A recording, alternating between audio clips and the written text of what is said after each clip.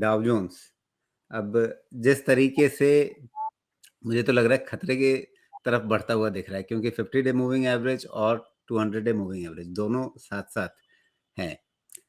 वैसे तो इसमें एक पॉजिटिव क्रॉसओवर बनता हुआ दिख रहा है, अपने आप में अच्छी बात होनी चाहिए थी, लेकिन बाज़ार गिरता हुआ दिख रहा है।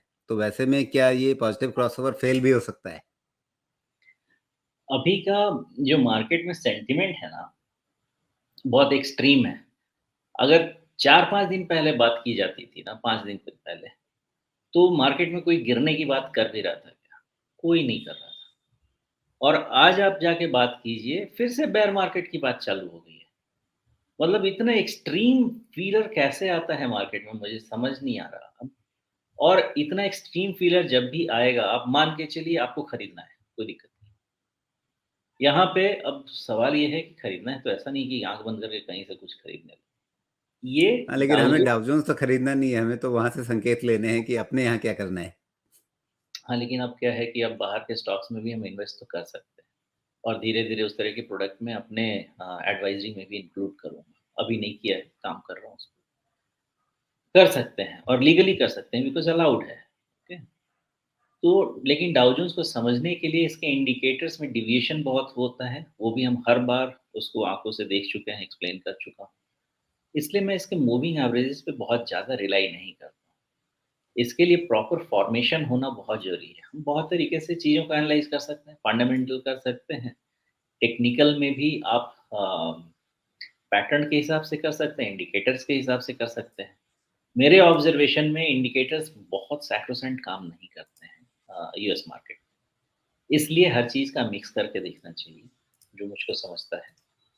और डाउ जोन्स में मुझे 31-32,000 तक भी कोई दिक्कत नहीं लगती है।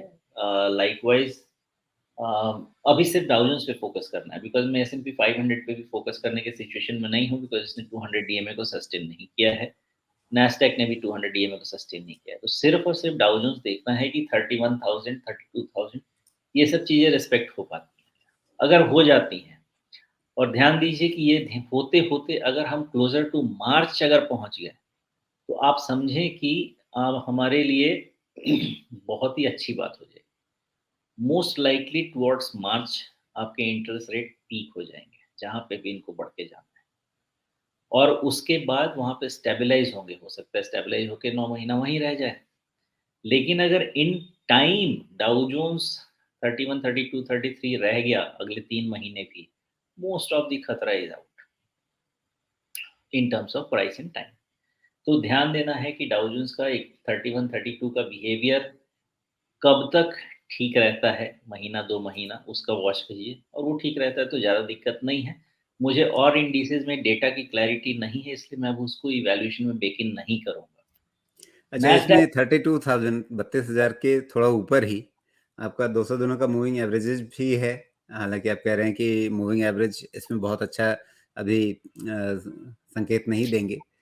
लेकिन ये जो पूरी चाल थी 28,600 700 के आसपास से और 34,700 तक गई।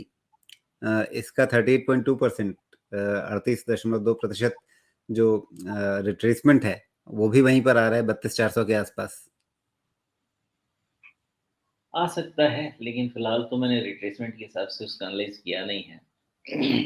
मल्टी फैक्टर मॉडल लगा के इसको एनालाइज़ किया है मैंने और उसके हिसाब से अभी ये मोस्टली इसका ट्रेंड खत्म नहीं हुआ है, रादर मैं तो ये इसको सारी चीज़ें फिर कहीं न कहीं 32,000 पर नज़र टिकाती हैं ना, कि मतलब जब तक उसके नीचे ना जाए तब तक भरोसा है। नहीं, पहले तो अगर याद हो तो हमने 33,100 का ब्रेकआउट रीड किया था, जिसके बेसिस पे हमने डाउ जोन्स पे पॉज़िटिव का सिचुएशन लिया था और इसीलिए इन रिटर्न हम 33,000 इम्पोर्टेंट समझ रहे थे। ये तो एक्सप्लेन किया हुआ पॉइंट है, लेकिन given the new development in the situations, हमें 31, 32 ये सब ओपन रखना होगा और इसको कॉन्स्टेंटली इवैल्यूएट करना होगा against the statements coming from the US economist, US Fed इनसे जो-जो आता जाएगा, उसको ध्यान में रख के इवैल्यूएट करें। बिल्कुल। तो फिलहाल यहाँ पर एस&पी 500 और नैस्डैक इनके चार्ट को देखें या ना देखें? देखने से तो डर ही लग रहा है।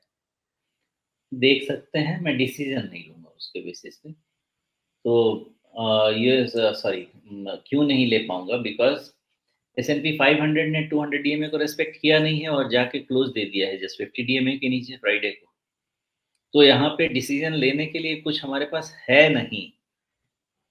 लेकिन इसको थोड़ा-सा आप रीड करने की कोशिश करेंगे ना, इन बिटवीन जुलाई एंड सितंबर जो आपको टॉप नज़र आ रहा है, वहाँ से आप अगर आप इसको कट करके रीड करना चाहें इस डेटा को तो अ, डाउनवर्ड स्क्यूनेस के साथ हो सकता है कि इसमें एक रिवर्स हेड एंड शोल्डर्स बने। हो सकता है, मैं कुछ भी नहीं कह रहा कि ये बन जाएगा, लेकिन उसको रूल आउट नहीं करना चाहिए। इसलिए वो सारे पैटर्न को ओपन रख के एनालाइज़ करते हैं। लेकिन फिलहाल जब मेरा मल्टी फैक्टर मॉडल कहता है S and P 500 is not out of the woods, हमें अभी वेट करना चाहिए इस पे डिसीजन लेने के। फिर भी 3700 के आस-पास भी रुक जाता है तो कोई दिक्कत नहीं जी। और नैस्डैक में ऐसा लग रहा है जैसे एक ट्रेंड लाइन के बिल्कुल पास में है। मतलब पिछले 2 बॉटम्स को मिलाने से, 2 तलहटियों को मिलाने से जो ट्रेंड लाइन बन रही है, ठीक वहीं पर है।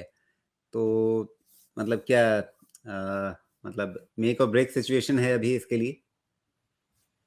देखिए नैस्डैक मेरे हिसाब से तो वर्स्ट फैक्टर करके बैठी हुई है। ये बॉटम टूटना नहीं चाहिए। ना टूटे अच्छी बात है, लेकिन हमारी 12,000 के हमें ऊपर क्लोज़ तो मिल नहीं रहा है ना, तो हमने तो मार्कर ये बॉटम लगाना नहीं टूटना चाहिए मतलब 10,000 के आसपास वाला जो बॉटम है वो नहीं टूटना चाहिए? नहीं टूटना चाहिए। वो जी। 10,600 वाला थोड़ा बहुत दिक्कत कर सकता है, रख सकते हैं उसको, लेकिन 10,200 के आस-पास वाला जो बॉटम है वो नहीं टूटना चाहिए। और ऊपर में क्या होना चाहिए 12,000 क्लियर होना चाहिए, वो बहुत ज़रूरी है। 12,000 क्लियर हुए बगैर हमारे जो हमें रिक्वायर्ड डेटा चाहिए वो नहीं मिल जी। क्या इसमें एक पॉसिबिलिटी बन सकती है कि एक पैरेलल चैनल बन जाए और शायद कहीं हम उस पैरेलल चैनल के आसपास या पैरेलल चैनल नहीं तो थोड़ा-सा स्लैंटेड भी हो। क्या ऐसा एक चैनल भी बन सकता है? वैसा होगा तो शायद हम उस चैनल के बॉटम पर ही हैं। रहा। आप ये चैनल थोड़ा-सा और फाइन ट्यून करना होगा, बनेगा ऐसे ही, लेकिन थोड़ा-सा इसको फाइन ट्यून करना है। और वो जी। पैरेलल चैनल में कन्वर्ट हो सकता है, रादर है। जब तक ये खत्म ना हो जाए तब तक ये है। और अगर ये है तो आप देख लीजिए आप क्लोज़र टू बॉटम है और अपसाइड आपको 12,000 की तरफ है। जी। चलिए तो अमेरिकी बाज़ारों में मतलब स्थिति गंभीर लग रही है लेकिन आशाएँ बाकी हैं कि शायद यहीं पर कहीं कहानी बदल जाए।